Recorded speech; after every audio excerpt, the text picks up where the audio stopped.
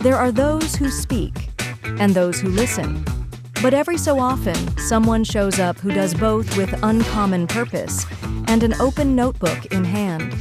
Nicole Banks is a power connector, a woman whose network doesn't just span industries, it sparks movements. For more than 2 decades, she's solved problems others run from, built what others said couldn't be done, and highlighted the wisdom of giants, one page at a time. This is Nicole's Business Notebook, a curated circle of brilliance, a behind-the-scenes pass to the strategies, stories, and secrets shared by the experts she calls friends. It's not just a show, it's a blueprint for those bold enough to build. So settle in, because the notebook is open.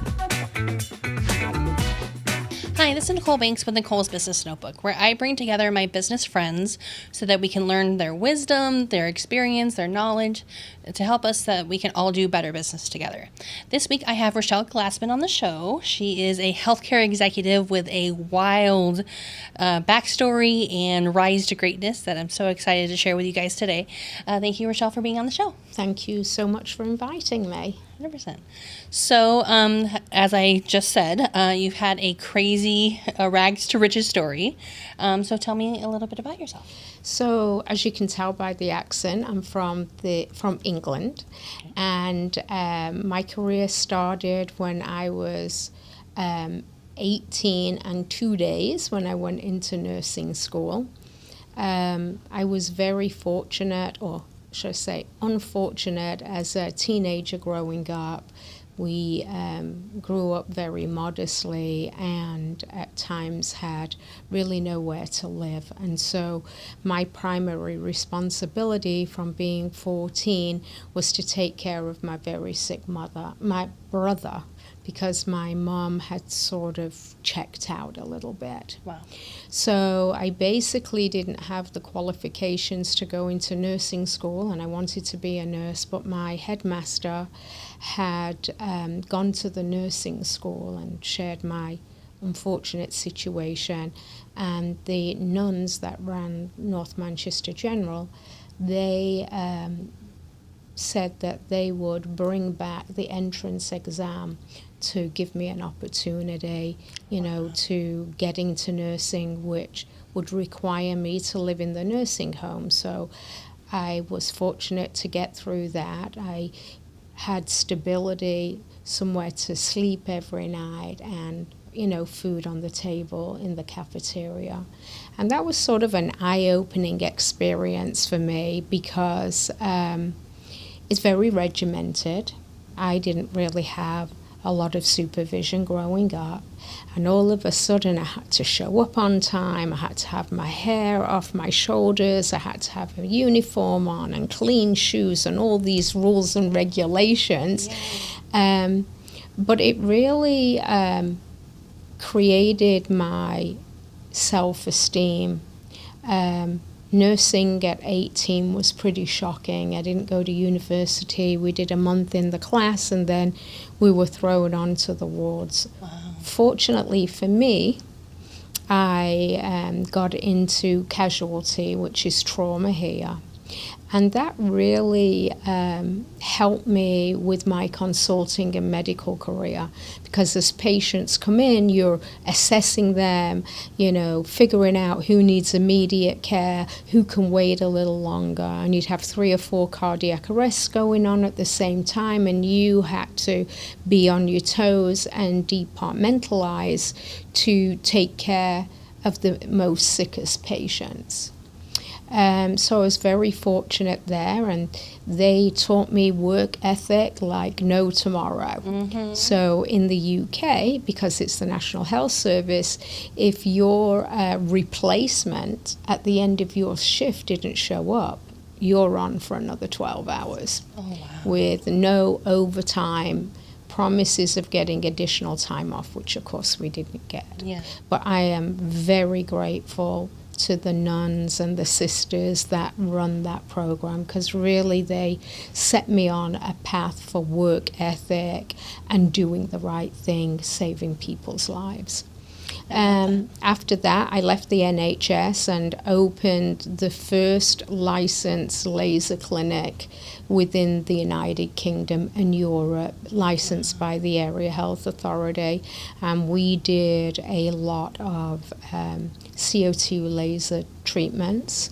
I was actually the owner of the clinic and started it with zero capital. Wow. And was published in The Lancet with Dr. Paul August, which, as we all know, is a very prestigious journal. From there, I sort of got a bee in my bonnet that my mom and my aunt had come to live in California. And to be honest, I thought I'd literally died and gone to heaven when I got to my aunt's house. Like, I'm from Manchester, England. It's always windy, cold, raining. Yeah. And I show up at my aunt's house, and she's got a pool and a barbecue and it's Disneyland. And I'm like, oh my God. What a reality check. And so I thought, in my great wisdom, I don't know whether it at that time was the right thing to do, but to sell everything, including my business, which was open 7 days a week, and come to California with my daughter. And we did that. And my first job in Tarzana, California, was working as a medical assistant, because my license wasn't worth anything here, in a dermatology office, even though I could diagnose cancers and melanomas and all these things, because I'd been taught by a leading dermatology consultant. I did challenge the boards in California, got my nurse's license, and then, unbeknown to me, got a position as a nursing supervisor in what I thought was a general practice for internal medicine guys. I'm thinking they're going to be pretty cushy. Yeah. But as it turned out, it was an HIV and AIDS clinic. And I grew that clinic to be the largest HIV clinic in the United States of America. Wow. Brought in everything in-house as a revenue stream, because in those days, the early 90s, nobody would take care of those AIDS patients. Right. So I put together the first PCR lab in the country that physician owned. We had a huge respiratory department. We did the research and the QA, quality assurance, for the drug companies. We did research. We did procedures in the office. Our biggest challenge was that the hospitals wouldn't take care of the patients. Right. So we did a joint venture with Hollywood Presbyterian, where we would own half the hospital, and then I opened a home care and a drug pharmacy. And don't forget, this was in the early 90s, before anybody else had done anything like this. And from there, I went into consulting, because Cigna came to me and said, we want to employ you. We're doing a capitation under Knox-Keene, and we need a huge network building. Well, I didn't know anything about capitation. I was in a fee-for-service environment. And so instead of selling myself, I said, well, I don't know how to do that. I have no clue. And I don't want to become an employee. You're pretty dinosauric in how you pay claims and your systems. And so they actually paid for me to go to Milliman and Robertson and learn how to do capitation. Wow. And that sort of put me on the map. I worked with Cigna on 2 projects, the Knox-Keene 24-hour care project, and then I did the pilot. They were having $1 million babies, and they wanted to put together an outreach program for prenatal care, originally for the indigent population. But as you know, if you've had a baby before, that, a working mom doesn't have time to call the OB, and then the OB calls back after hours, and in that 3 or 4 hours, they're panic-stricken, thinking, oh my God, something's happened to me and my baby, when it could be indigestion, or it could be, a severe issue. And so we put this outreach program together, and it actually not only helped the indigent population because we incentivized them to come to the prenatal visits. We'd give them car seats, diapers, formula, all those types of things as an incentive because it's cheaper than paying $1 million for them to be in an ICU. But it ended up also attracting the blue and white collar workers where they could call in 24 hours a day, speak to an OB-RN, and that RN would direct them immediately, not wait 4 hours for a call back, to where they needed to go for the appropriate level of care. Then I went to work as a consultant with Anthem Blue Cross in Indy, and I did the first capitated specialty network in the United States. So I've done hospital mergers, I put women's health programs together. We started ProMedica in Ohio. Now it's massive. And so as a consultant, I have the fortunate experience of working on the payer side, right? Seeing how they do the credentialing, how they put the networks together, how they make business decisions. But I also understand the outpatient physician businesses. I've done a lot of first in class, so with AI coming to fruition. Before AI, I worked on a project to reduce the volume of cardiac caths when people feel, or the doctors feel, they have plaque there or a blockage. They go straight for a catheterization. 75% of those caths are diagnostic and shouldn't have ever been done in the first place. Wow. And 1.2% of that population that shouldn't have had a cath either die or have downstream complications. So I was invited to the World Healthcare conference in DC several years ago to present cardiac CT, which is a radiology imaging test of the heart that can identify what kind of plaque you've got, whether it's a plaque that needs to go onto a cath, or whether it's something you can use statins and exercise and diet to get rid of. And only recently, over the last 2 years, Medicare is now paying for it. Wow. And now there's AI for that test, so they can see with the AI what the naked eye cannot see.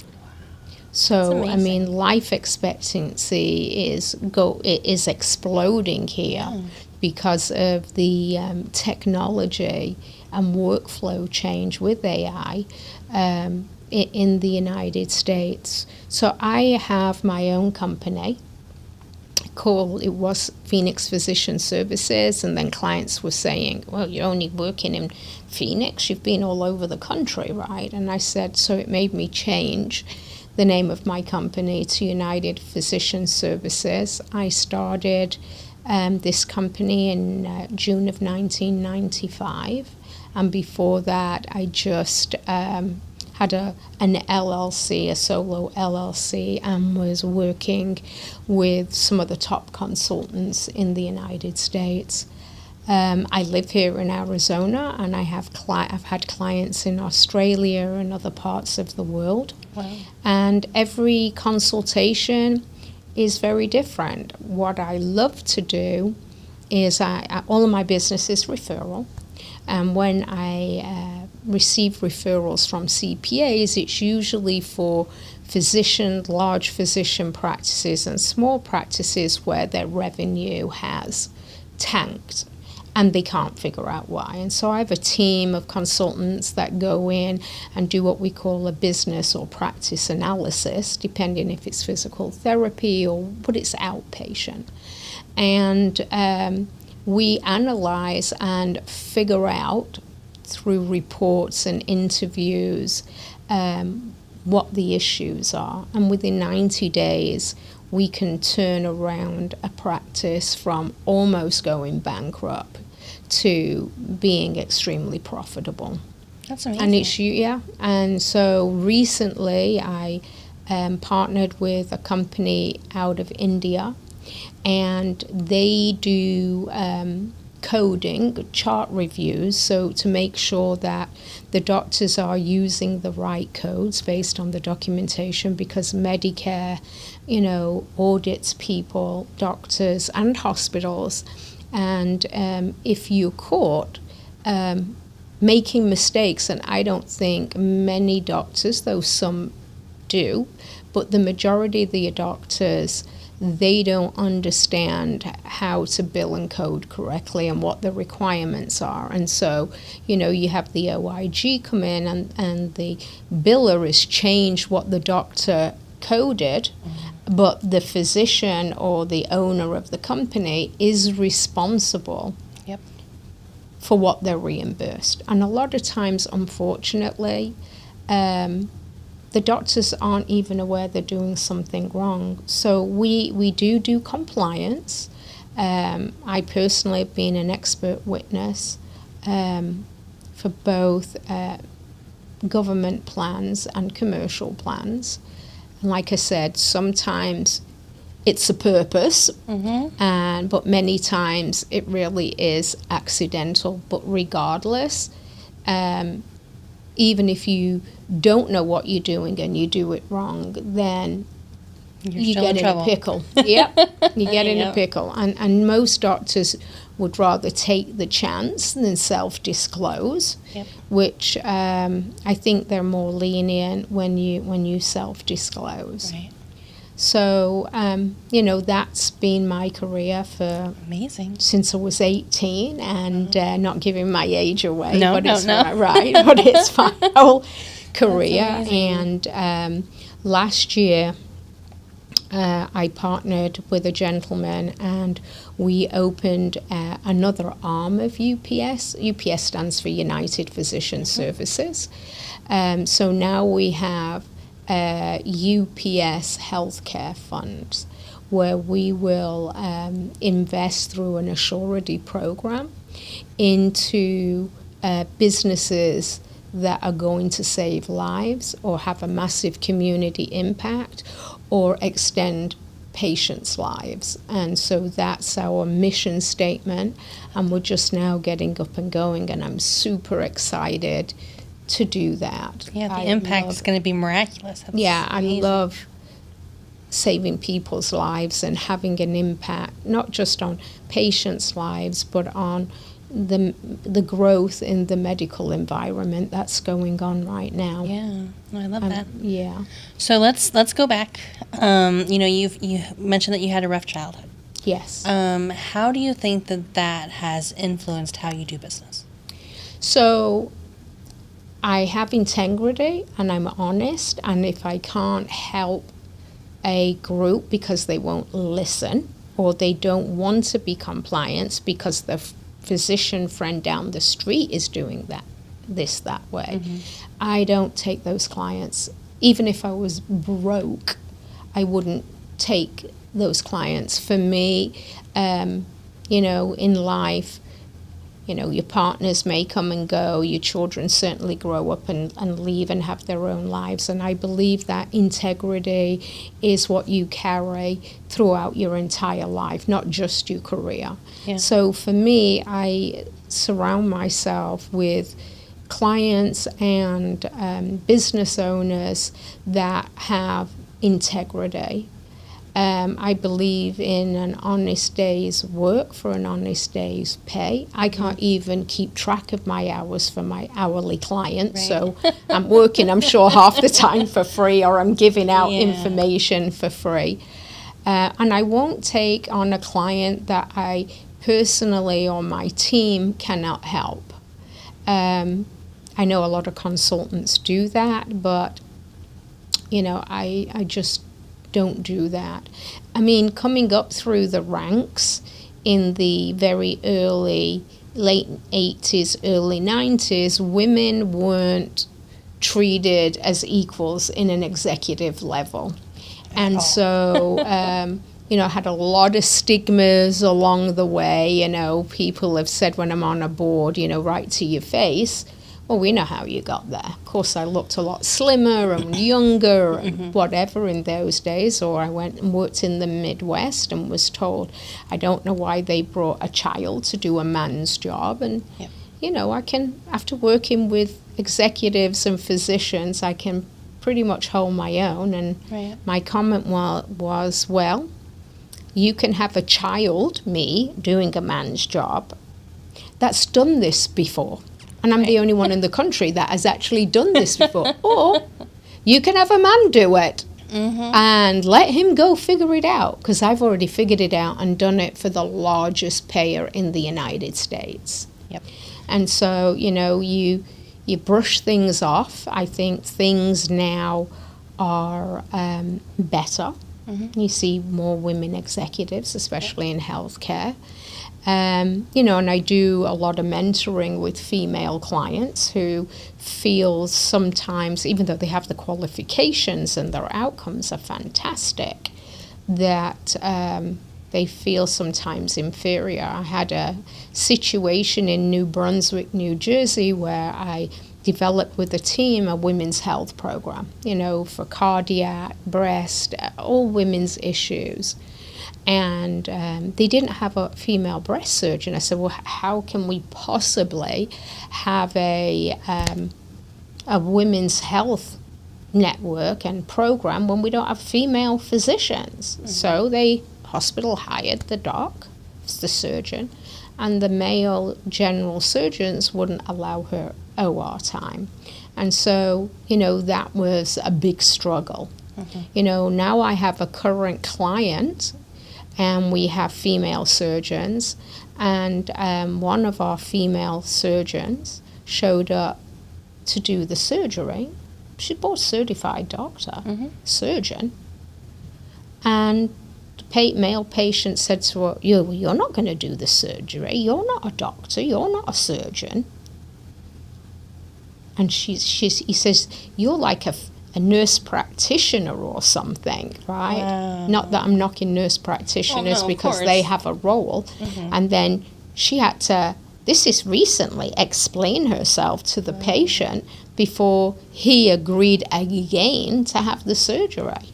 And so I think that the road for executives and female entrepreneurs is a little bit more challenging, but I think we work harder and longer to prove ourselves. And in my situation, in my part of my career where I am right now, most of the people, clients and business associates that I have are male.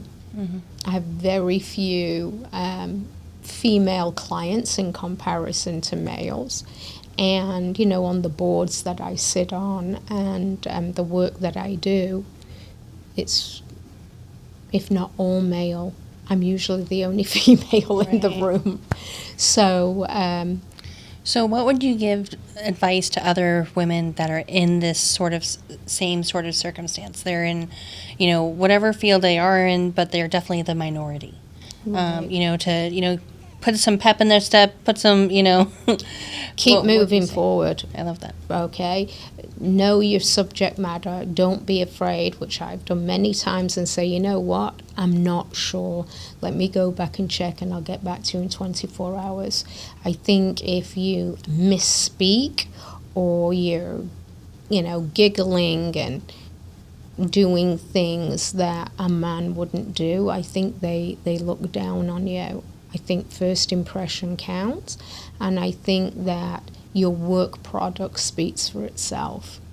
And don't let anybody, male or female, put you in a box and tell you what you can't do, because you can do anything you set your mind to. All odds were against me, right? But I pushed forward because I knew what I wanted to do and what I wanted to, get accomplished. And so I think that you got to have broad shoulders, and you can't be, if somebody, I counseled an employee about 3 months ago for a client, and she started to cry.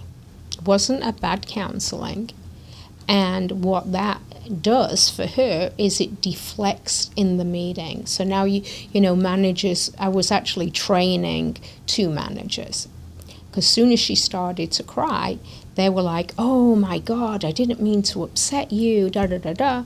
And I said to the employee, "Why don't you take a minute, go to the bathroom, come back in 5 minutes when you are ready to re-engage?" Because crying makes you look weak, unfortunately. Mm-hmm. And it also deflects from the reason why you're having the meeting. And I was training other managers on how they didn't want to talk to this particular employee because it was going to be drama. And I said, okay, what we need to do is you need to control the meeting. Mm-hmm. You have to you can be kind. I'm very kind. I mean, I started my life as a nurse. I love to take care of people, too much sometimes. But you have to, sometimes be in uncomfortable situations as a woman and counseling somebody to do the right thing is sometimes very uncomfortable. But you have to stay on track and do what needs to get done on behalf of the client. But you can be very kind about it. Mm-hmm. You don't need to be mean. Right. So I do a lot of mentoring of, managers on difficult conversations, and I get lots of calls every day with HR issues. So. Indeed. So, obviously you've done a lot of consulting work. Mm-hmm. And, a lot of consultants are entrepreneurs, and, that's really the focus here. So what's some wisdom that you could pass on to consultants who maybe new or trying to build their confidence and trying to get their first customer? So I would recommend, so all my business is referral and always has been, so I guess I'm lucky like that. I would go to mingling meetings. I would go to MGMA, Medical Managed Group Management Association. That's the biggest practice management association in the United States. I would go to lectures. I'd go and put myself out there so that people, because there's so many consultants, and make sure you do the best job that you can do, because those clients are your future references. If you can be honest and have integrity, because a lot of consultants will do what the client wants them to do, and sometimes that's not the right thing. Right. And don't be fearful to say, I don't think we're a good fit. I think you need to put yourself out there, have a great web page, even though I haven't updated mine in 10 years. We're working on that. Yeah, we're going to go there afterwards. But be honest with your clients. I've come across a lot of consultants that really don't have integrity and really sell themselves beyond their capabilities. And my group is not inexpensive, right? And but like I said, I do a lot of payer contract negotiations, and I actually do that with my team. And if I don't feel that the potential client has something to offer the insurance company, it's a business transaction. Mm-hmm. If you don't have anything to offer, why are they going to pay you more, right? Whereas a lot of this consultant told me this, and this. I said, okay. That's what they told you. But I'm telling you, unless you have either there's a shortage of that specialty, or you provide services that your competitors don't, or you can see a patient the same day if you're a specialist instead of waiting 4 months to see a specialist. It's a business transaction. Years ago, the medical director would live next door to one of the doctors, and they'd go over and have a drink, and the next thing, because they're pals, they'd get a better paying contract. But It's not like that anymore. And most physicians do not read their contracts. They have no clue what those contracts say and what they're actually obligated to under the terms of the contract. Now, a lot of payers take advantage of that, right? And they say, well, they don't keep to their obligations of a contract, right? So like in Arizona, there's a federal regulation that you have to pay a clean claim within a certain period, right? And if they don't, then they have to pay you interest, right? Well, a lot of times claims are denied by the payer in error, and you're waiting 6-9 months.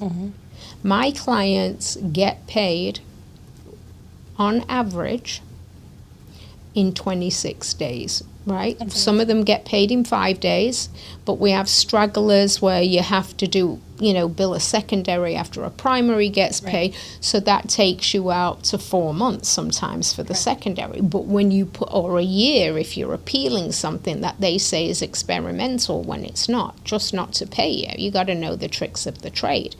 But overall, my clients get paid on average in 26 days, which is It's amazing.